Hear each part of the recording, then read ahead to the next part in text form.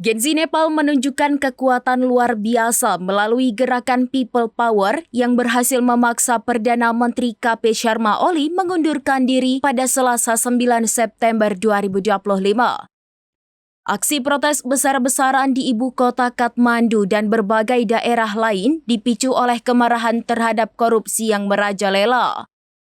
Meski pemerintah memblokir platform media sosial utama seperti Facebook untuk meredam gerakan anti korupsi, para aktivis muda dengan cerdik beralih ke aplikasi seperti Viber dan TikTok.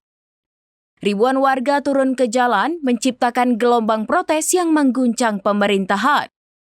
Pemblokiran media sosial oleh pemerintah Nepal minggu lalu diklaim sebagai upaya menangkal berita palsu.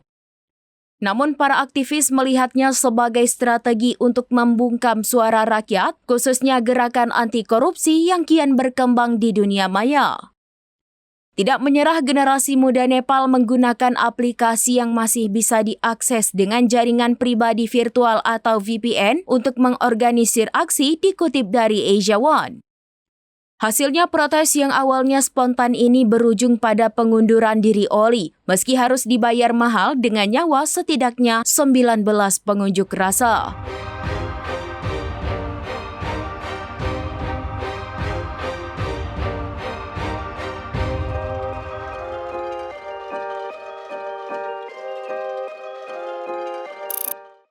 Download Tribun X sekarang, menghadirkan lokal menjadi Indonesia.